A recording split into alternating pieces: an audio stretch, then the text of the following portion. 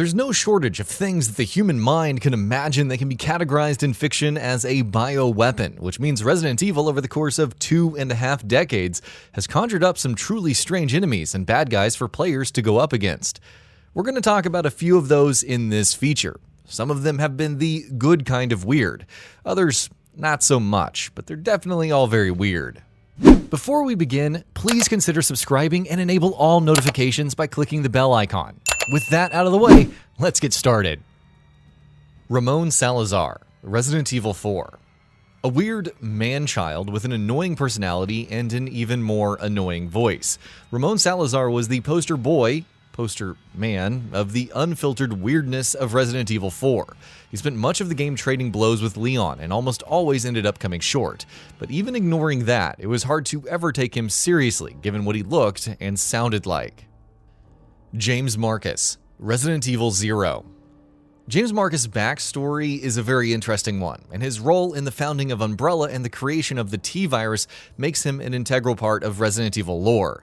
But as far as James Marcus, the character, is concerned, well, you could take it or leave it. A pale dude wearing a white robe and dramatically looking at things in the distance while opera blares on in the background.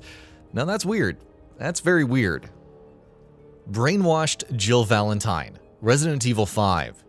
Not a single person was impressed by the whole "the mysterious hooded figure is actually Jill Valentine" twist in Resident Evil 5. Mostly because Capcom pretty much gave it away themselves before the game even came out. But even if it had been surprising, it still wouldn't have sat well with the series fans. Having to fight a brainwashed Jill who's being mind-controlled by Albert Wesker? No thank you. That's not what we want. It doesn't help that the whole ordeal has kept Jill out of the action since Resident Evil 5 as well. Seriously, where has she been for over a decade? Bring her back. Lurker, Resident Evil 0. Resident Evil has definitely had some success with amphibian bioweapons in its life, most notably with the iconic Hunters. But these guys, they're rather forgettable.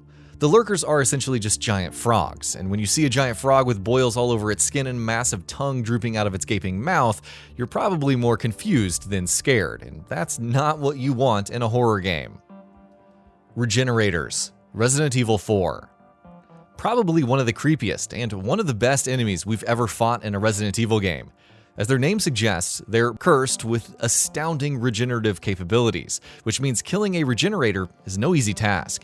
Combine that with their slow, shambling gait as they strut in your direction and the creepy music that plays in the background every time you encounter them, and you have one of the most memorable Resident Evil enemies of all time. NOSFERATU, Resident Evil Code Veronica.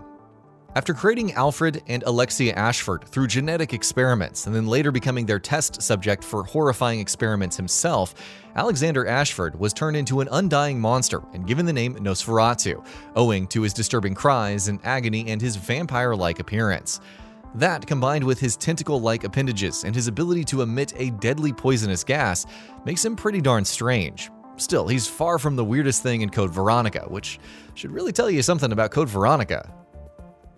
Marguerite Baker, Resident Evil 7. Zoe, come look. Come see her gift. Look at all the pretties my little girl is giving me! Marguerite Baker is definitely an example of the good kind of weird. Evelyn had a wide range of effects on the Baker family throughout the time that she spent with them, but Marguerite's transformation was definitely the strangest and creepiest. Not only did she gain the ability to create, summon, and command swarms of massive bugs, she essentially turned into a massive creepy bug lady herself, with long, spidery limbs and strange webbing attached to her body. Capcom really went the extra mile when they tried to turn her into a formidable foe, and it definitely paid off. Titan, Resident Evil Outbreak File Number 2. The Outbreak games deserve praise for a number of things, and the fact that they answer the question of what's happening with the animals in Raccoon City Zoo during the T-Virus outbreak is definitely one of them. Ever wanted to see what a massive zombie elephant would look like? Well, here you go. And yes, he's every bit as horrifying and glorious as you'd think. Stalker, Resident Evil Outbreak File Number 2. Oh, you also wanted to know what a zombie lion would look like? Well, don't you worry, Resident Evil's got you covered. A regular lion would have been a pretty menacing foe as it is to take on, but a zombified lion is on another level. Even more ferocious, even more fond of using its deadly claws and massive fangs, even more agile and strong. The Stalker is easily one of the best and most terrifying unintended consequences of the T-virus outbreak in Raccoon City. Eliminator. Resident Evil 0. Resident Evil 0 did a lot of strange stuff with its enemies and bad guys, and not all of it worked as well as it could have. But the Eliminator, a formidable zombified ape, was definitely a highlight of the game. With the agility and speed of an ape, and the extreme muscular strength of, well, a zombified ape, the Eliminators are the very definition of an enemy that we didn't know we wanted to fight until we fought them. DUVALIA. Resident Evil 5. Definitely one of the best and most horrifying, disgusting enemies you'll come across in Resident Evil 5, which had no shortage of cool and horrifying enemies. This is what a Plaga-infected person can look like when things go extremely wrong, or extremely right if you're the people who created the DUVALIA. With a vulnerable, bulbous core protected and armored by 5 strong and spiky appendages, the DUVALIA is not pleasant to look at, and even less pleasant to fight. El Gigante. Resident Evil 4. Remember the cave trolls from The Lord of the Rings? Remember when Capcom plucked them up and dropped them straight into Resident Evil 4 as is, without any changes? Well, that's what the El Gigante are. They're massive cave trolls who are swinging at you with massive weapons and tree trunks. Sure, the lore will explain how they're regular enemies mutated by the Plaga parasite, but nah, they're really just cave trolls.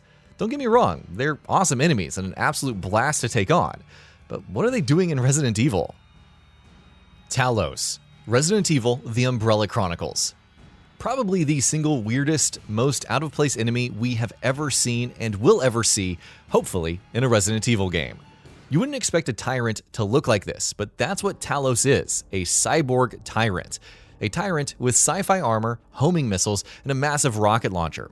Resident Evil was going through its let's get really, really weird and let's see what sticks phase when Talos was introduced in the Umbrella Chronicles, but it's fair to say that this took things a bit too far.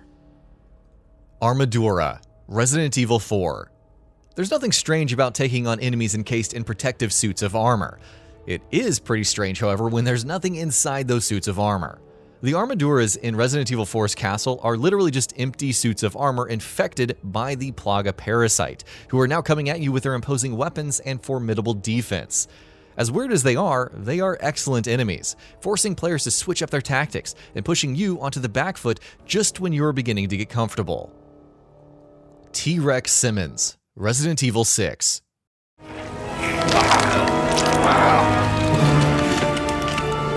Use that bastard's blood to make the virus stronger. Resident Evil 6 committed a plethora of sins across its runtime, but Derek Simmons turning into what was essentially just a T-Rex was definitely one of the biggest. Sure, he's not literally a T-Rex, but that's exactly what this mutation looks like. He's T-Rex Simmons in all but name, and stuff like that has no place in a Resident Evil game. Capcom, if you want to put dinosaurs in your games, just give us a new Dino Crisis already. And with that, we reached the end of the video. Have anything to say? Let us know in the comments below. Also, we upload new videos every single day on Gaming Bolt, so please consider subscribing, as it really helps us out. Thanks for watching.